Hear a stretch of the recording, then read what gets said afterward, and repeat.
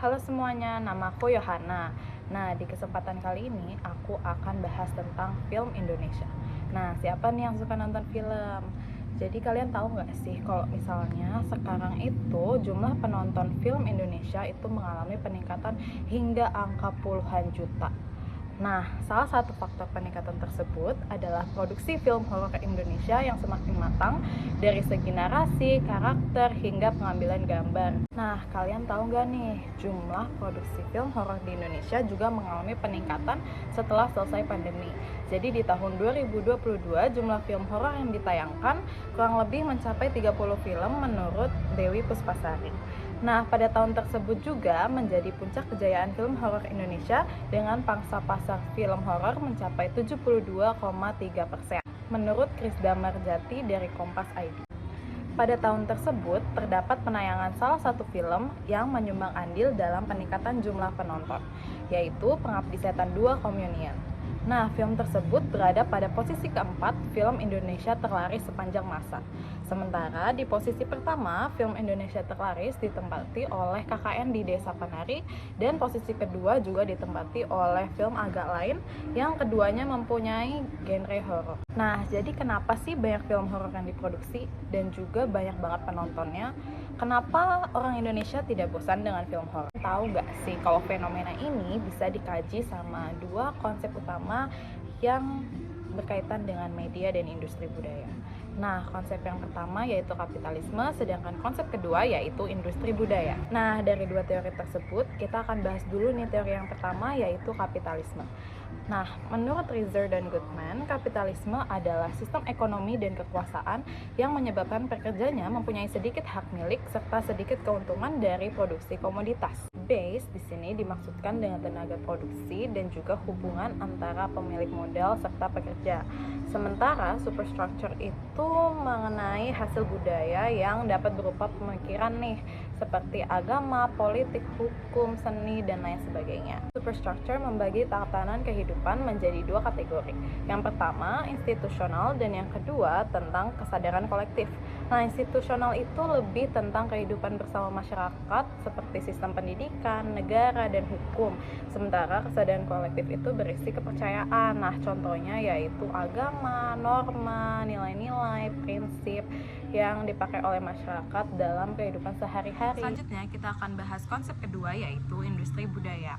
Nah, industri budaya merupakan suatu istilah yang menunjukkan adanya perubahan makna dari sebuah budaya yang awalnya mempunyai nilai estetika saja, selanjutnya mempunyai nilai jual atau nilai tukar.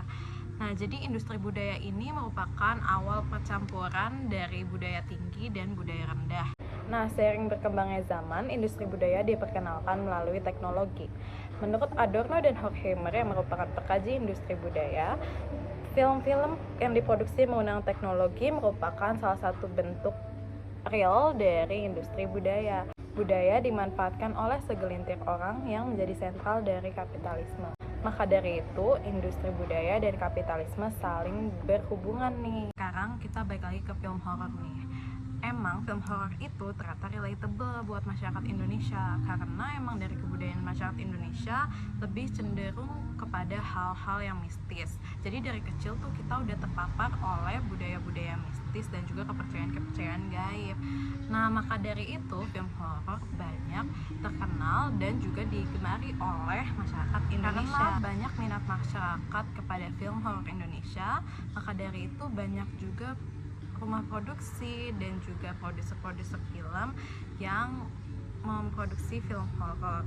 Nah, terus masyarakat Indonesia sebagai base atau yang melakukan kegiatan ekonomi juga ikut andil nih. Contohnya tenaga produksi itu juga merupakan masyarakat Indonesia yang bergerak di bidang perfilman Indonesia. Nah, sementara itu superstructure juga ada yang berkaitan nih, yaitu tentang tataran kesadaran kolektif yang berisi kepercayaan, norma, nilai, dan juga prinsip-prinsip yang mengandung makna spiritual. Hal-hal tersebut terkandung di dalam film horor yang biasanya terdapat kepercayaan mistis maupun hal-hal supernatural. Dan kapitalisme juga ada berkaitan dengan kemudahan orang mendapatkan keuntungan melalui teknologi. Nah, orang-orang yang bergerak di bidang perfilman Indonesia ini tentunya mendapatkan keuntungan melihat dari banyaknya dan tingginya antusias masyarakat terhadap film horor yang sering diproduksi. Maka dari itu, semakin banyak peminat film horor, akan semakin banyak juga film horor yang diproduksi. Nah, Kapitalis sendiri di sini merupakan produser-produser yang memanfaatkan antusiasme masyarakat Indonesia untuk terus memproduksi film horor untuk meraup keuntungan sebanyak-banyaknya. Karena memang film horor yang lagi banyak disukai dan digemari oleh masyarakat Indonesia. Hal tersebut juga berkaitan dengan industri budaya yang dikatakan sebagai respon terhadap audiens yang bergeser menjadi konsumen.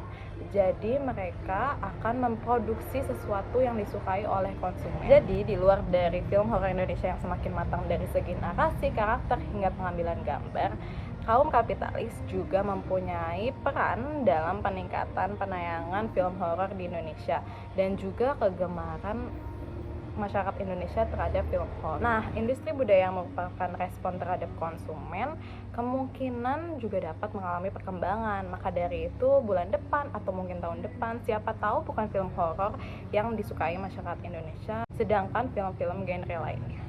Oke, sampai sini aja pembahasan aku tentang film Indonesia, terutama film horor Indonesia kali ini. Terima kasih dan sampai jumpa.